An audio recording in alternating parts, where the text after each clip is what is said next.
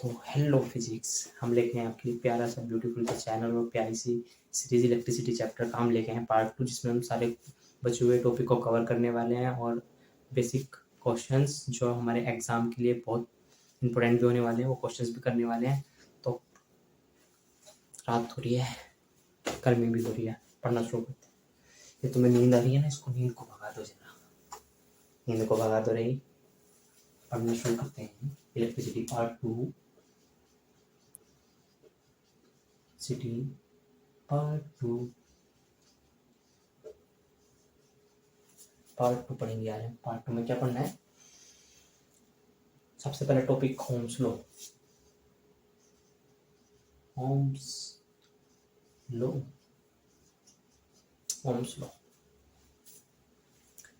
1826 या 1827 की समथिंग की बात है। जॉर्ज सीमन नाम के फिजिसिस्ट थे जो जर्मन के थे। उन्होंने एक रिलेशन डिफाइन किया। उन्होंने रिलेशन बताया कि अगर आप किसी कांस्टेंट टेम्परेचर पे लेके जाते हो, मतलब वातावरण एक जैसा हो, चेंज ना हो रहा हो, उस जगह जाकर के अगर आप V और I को लेके जाते हैं ना, उनके बीच में एक रिलेशन बन जाता है। किसी वायर के अंदर V और I को एक साथ ले तो एक रिलेशन बन जाता है। अब उस रिलेशन को समझाना है बस हमको, और कुछ नहीं करना। ओम्स लॉ ने हमें दिया था, कह रहा था कि एट द कांस्टेंट टेम्परेचर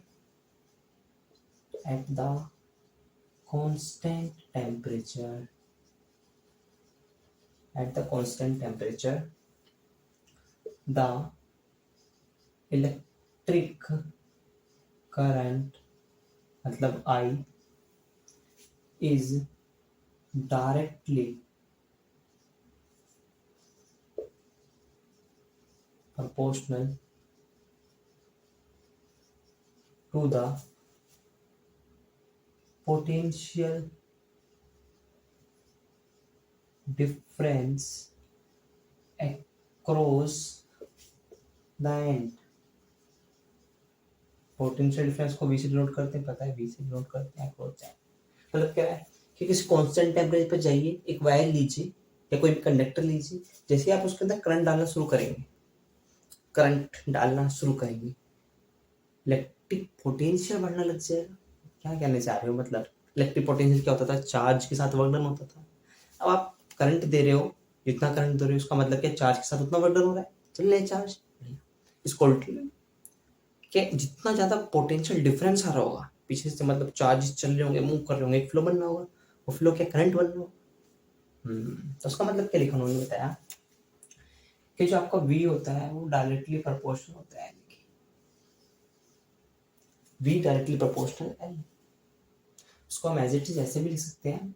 पहले उन्होंने बताया करंट डायरेक्टली प्रोपोर्शनल है, तो हम लिखें करंट डायरेक्टली प्रोपोर्शनल है, करंट डायरेक्टली प्रोपोर्शनल है V। ये बात उन्होंने बताई। हम इसको ऐसे भी लिख सकते हैं, ये साइन होता है प्रोपोर्शनली, ये साइन होता है प्रोपोर्शनली शो करता है। मतलब प्रोपोर्शनली मतलब इक्वलिटी, मतलब जितना ही बढ़ेगा उतना ही बढ़ेगा, जितना ही घटेगा उतना ही घटेगा, जितना ही चलेगा उतना ही चलेगा, जितना ही खाएगा उतना खाएगा, जितना ही सोएगा। तो ऐसी बाबू वाली बात होगी ना, मेरा सोना बाबू, ये चाहिएगा तो मैं चूंगा, ये खाएगा तो मैं पढ़े ले, ठीक है ना।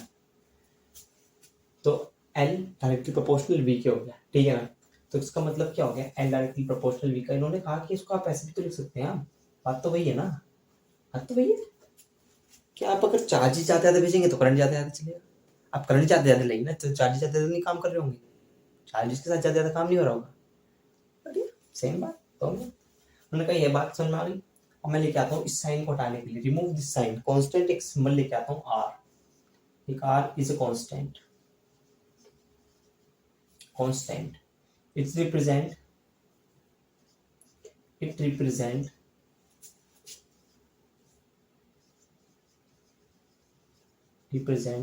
the resistance of conductor। ये रिप्रेजेंट करेगा रेजिस्टेंस। राइटिंग पे ध्यान मत देना रे। रेजिस्टेंस ऑफ ए कंडक्टर, किसी कंडक्टर की रेजिस्टेंस दिखाया। तो उसने क्या कहा, इसमें value V equals to I, और ये I, ये L नहीं है भाई, ये L नहीं है, सॉरी I है, ये I, L कहाँ से लिख दिया मैंने, I होता है भाई। करंट को I से डिनोट करते हैं, मैंने L लिख रखा है, ध्यान नहीं। क्या होता है, I होता है, I तो पता क्या लगा, पहला रिलेशन ये बता दिया हमसे कि आई होता है आपका करंट, इलेक्ट्रिक करंट, वी होता है हमारा वोल्ट या वोल्टेज को हम बोलते हैं क्या, इलेक्ट्रिक पोटेंशियल। बढ़िया। उसके बाद हमारा दूसरा टॉपिक क्या होता है, आर, रेजिस्टेंस। अब आगे का जितना पोर्शन पढ़ने वाले हैं ना अपन इसी टॉपिक पे पढ़ने वाले हैं, रेजिस्टेंस को समझ लेंगे बहुत अच्छे से। तो पहला ओम्स लॉ ने बताई है कहानी, ये बताई सारी ओम्स लॉ की कहानी। उससे हम फॉर्मूले निकाल लेते हैं। एक तो यहाँ से वी है तो वी का फॉर्मूला क्या है, एक आई का फॉर्मूला निकालेंगे, यहाँ से क्या बन जाएगा, वी अपॉन आर बन जाएगा, बढ़िया। और यहाँ से हम आर का फॉर्मूला निकालेंगे तो क्या बन जाएगा, आर का फॉर्मूला वी अपॉन आई बन जाएगा। कितने प्यारे प्यारे से काम है, हमको बता रहे हैं कैसे करिए इसे। ओम्स लॉ ने हमको ये बताया किसी कांस्टेंट टेम्परेचर पे जाइए, एक वायर लीजिए, उसके अंदर करंट डालना शुरू कर दीजिए, करंट भेजिए, तो उसका मतलब क्या, चार्ज ही ज्यादा मूव कर रहे होंगे, चार्ज ही ज्यादा चल रहे होंगे, सही है बात। उसने कहा कि आप इसको ऐसा भी तो लिख सकते हैं, इसको आप ऐसे भी लिखते हैं, ज्यादा चार्ज का वर्क डन करिए, ज्यादा चार्ज, तो ज्यादा चार्ज मूव करेंगे और नेट कंडक्टर के अंदर ज्यादा चार्ज चलेंगे तो क्या होगा, मतलब करंट बनेगा रे बाप, करंट का फ्लो बनेगा, समझ गए ना। आगे बढ़ते हैं, डाल, बढ़िया। तो ये तीनों फॉर्मूले ओम्स लॉ के यूज करेंगे, क्वेश्चंस में यूज करेंगे, डाल, ओके। असाइनमेंट वगैरह देखेंगे, ओके। इंपॉर्टेंट बात है रेजिस्टेंस, और आती है रेजिस्टेंस, रेजिस्टेंस, रेजिस्टेंस मतलब आर। जब भी फॉर्मूले में पढ़ा हमने वी अपॉन आई, क्या शो करती है रेजिस्टेंस, क्या शो करती है कि देखो रेजिस्टेंस देखो इनवर्स में जा रही है, इसके इनवर्स में जा रही है। इससे पता क्या लगता है मुझे, करंट, पहला पॉइंट तो ये पता लगता है current is directly inversely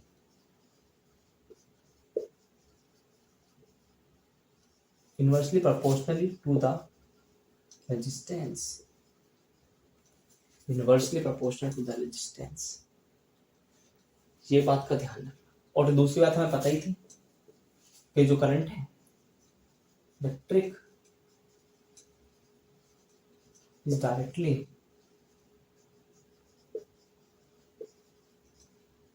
proportional to the V, electric potential, electric potential. ये बात समझ में आती, ठीक है। अब समझते हैं what is resistance, what is resistance. Resistance का हिंदी मीनिंग होता है अवरोधक। मान लीजिए अवरोधक का मतलब क्या समझना चाह रहे हैं कि कोई भी चीज को रोकने की जो क्षमता हो। हम ऐसे चल रहे हैं, कभी फिजिक्स में आपने पढ़ा होगा, 9th में पढ़ा होगा, कि आप ऐसे चल रहे हैं, हवा ऐसी लग रही है तो आपको रोकने की कोशिश करिए ना, आप ऐसे चल रहे हैं और आपकी शर्ट पीछे जा रही है, आपको हवा पीछे लगा रही है, आपको रोकने की कैपेसिटी रखती है, वो रोकनी चाह रही है आपको, ऐसे। इलेक्ट्रिसिटी के केस में क्या है, कोई वायर है, मान लीजिए दिस वन, ये पानी का पाइप मान लीजिए, ऐसे पानी का पाइप, यहाँ से वाटर जा रहा है, पानी निकल रहा है। अभी मैंने क्या किया, इसको यहाँ से पंच किया, यहाँ से इसको दबा दिया मैंने, अब जैसे पानी दूंगा तो पानी क्या जाएगा, मंदा मंदा जाएगा ना, मंदा मंदा। मैंने क्या पैदा कर दिया, बीच में रेजिस्टेंस पैदा कर दिया। मैंने क्या किया, पानी को कम करने की कोशिश करी ना कि पानी कम जाए, करके देखो ना कभी, ऐसे पानी लगा के ऐसे ऐसे कर, धार भी जाती है, फिर ऐसे करके देखो, तो वही है भाई। यहाँ से अपने करंट दे रहे, पानी दे रहे उसको, तो जैसे पानी निकल रहा है, अभी तो सेम निकल रहा है, आपने पंच करना शुरू कर दिया, पानी की स्पीड कम हो गई, प्रेशर हो गया, तो ये क्या हो गया, पानी की स्पीड कम हो गई। अब इलेक्ट्रॉन के केस में क्या है कि जो मेटल की प्रॉपर्टी होती है, हर एक मेटल की प्रॉपर्टी होती है कि अच्छी बात है बुरी बात होती है, ऐसी मेटल की एक अच्छी बात है बुरी बात कि कोई मेटल होते हैं उनके पास रेजिस्टेंस वैल्यू बहुत कम होती है, उनके तो करंट आराम से जाता है, रोकना ही नहीं चाहते वो करंट को। कुछ मेटल्स ऐसे होते हैं जो बहुत ही ज्यादा कम होते हैं, करंट को जाने नहीं देते। अब बताएंगे कौन कौन से, यहाँ तो समय रेजिस्टेंस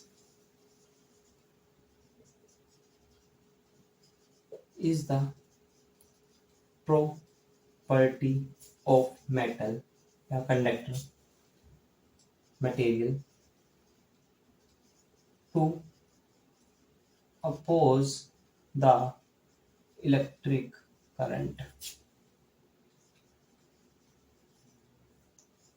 ये एक प्रॉपर्टी है किसी मेटल की, किसी मेटल की, मटेरियल की प्रॉपर्टी है कि वो करंट को रोकना चाह रहा है, उसको हम रेजिस्टेंस बोलते हैं, उसको हम रेजिस्टेंस बोलते हैं।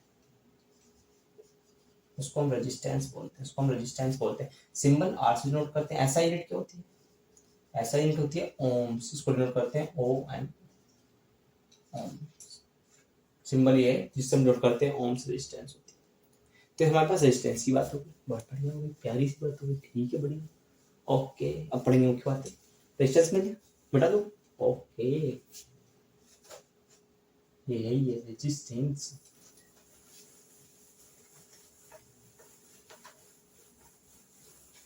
हाँ ओके, रेजिस्टेंस देखते हैं। रेजिस्टेंस, जो रेजिस्टेंस होती है ना हमारी प्यारी सी रेजिस्टेंस, ये बेचारी 4 फैक्टर्स पे डिपेंड करती है। Basically 4 factors. कि रेजिस्टेंस अगर ये 4 फैक्टर हो गए ना, क्या हम कहेंगे रेजिस्टेंस होने लगी। 4 फैक्टर्स में से मिल गए। पहला फैक्टर होता है लेंथ। सेकंड फैक्टर होता है area of cross section.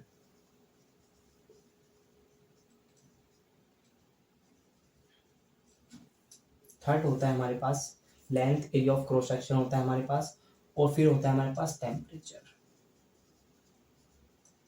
Fourth होता है हमारे पास length, area cross section, nature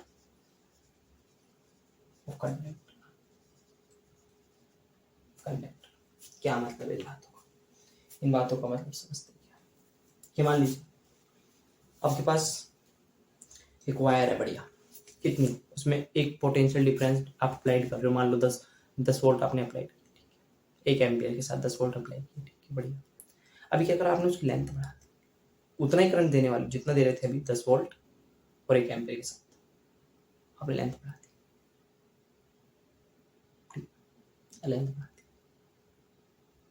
length लेकर दूर तक खींची। अब क्या जो करंट इतनी सी लेंथ वाले में चल रहा था, जो करंट चल रहा था इतनी सी लेंथ वाले में, अब वहां तक जाने में क्या होगा, कम हो जाएगा करंट, देर में जाएगा करंट, कुछ इम्पैक्ट पड़ेगा नहीं पड़ेगा लेंथ बढ़ने से रेजिस्टेंस वैल्यू बढ़ जाएगी ना, करंट क्या तो कम जाएगा, धीरे धीरे जाएगा। रेजिस्टेंस वैल्यू, रेजिस्टेंस का मतलब करंट को कम करने वाली चीजों को, तो लेंथ कम नहीं करेगी, करंट को वहां जाकर कम नहीं बढ़ेगा। तो इसकी बात, resistance is directly proportional to the length। मतलब हम लिख देंगे R directly proportional to the L। L होती है लेंथ, R रेजिस्टेंस। पहली बात हमें पता लगी, डायरेक्टली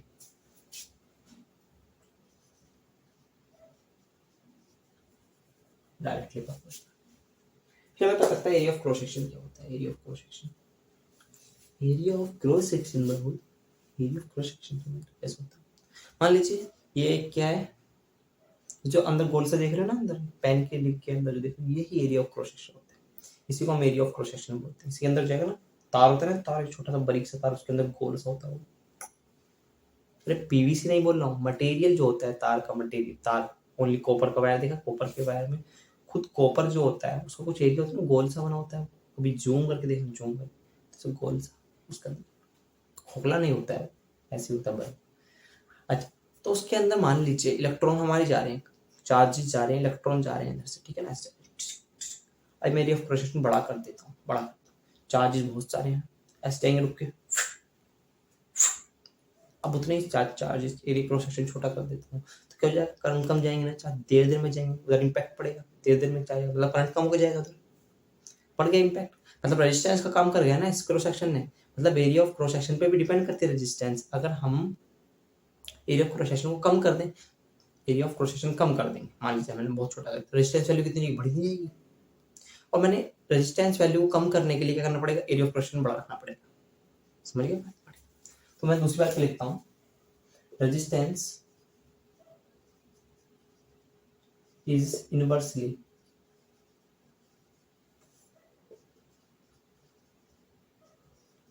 proportional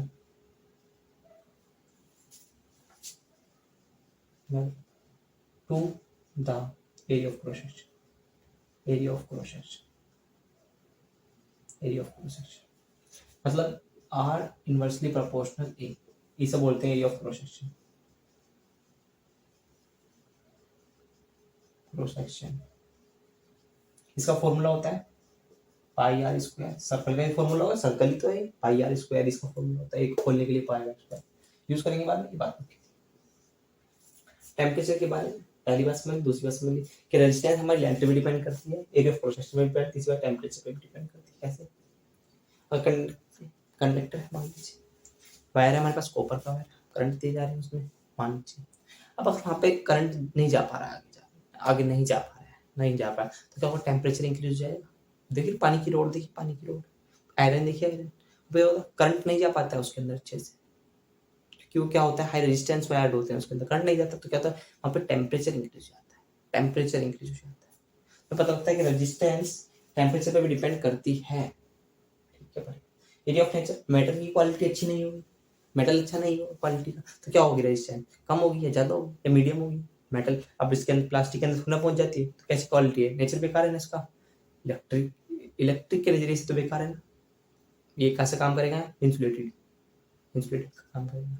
और अगर आयरन ले लें, उसमें करंट आ जाता है, काफी अच्छा माना जाता है। सबसे बढ़िया लेते हैं सिल्वर, ले लेते हैं चांदी, सबसे बढ़िया मानी जाती है, उसके अंदर जाता है ऐसे चलता है। ठीक है, दो बात मुख्य थी, आगे देखते हैं।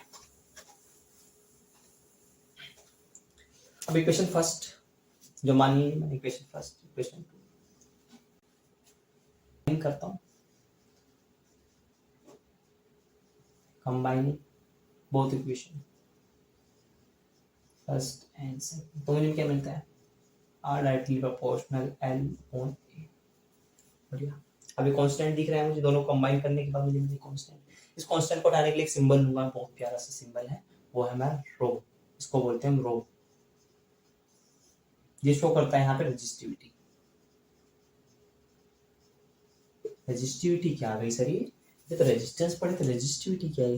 रेजिस्टिविटी कुछ नहीं है, ये नेचर ऑफ कंडक्टर है बस। रेजिस्टिविटी का मतलब नेचर ऑफ कंडक्टर, जैसा नेचर होगा कंडक्टर का वही दिखाएगा रेजिस्टिविटी उसकी। अभी देखेंगे कैसे। इसका मतलब इसको हटा दूंगा, आर, ये रो आ गया, एल बाई ए। बढ़िया सर, रेजिस्टिविटी का फॉर्मूला निकालेंगे यहाँ से, क्या निकलेगा? रेजिस्टिविटी का फॉर्मूला निकालेंगे तो सर आर के पास मल्टीप्लाई में पहुंच जाएगा क्या? ए, और नीचे आ जाएगा एल, और रेजिस्टिविटी का निकल गया फॉर्मूला। रेजिस्टिविटी होगी रो, पी नहीं होता है, पी नहीं होता, रो होता है, तो रेजिस्टिविटी का फॉर्मूला। ठीक है सर, अब इसके ऐसा यूनिट, ऐसा यूनिट पे तो काम करें, ऐसा यूनिट क्या होगी? रेजिस्टेंस की क्या थी? ओम।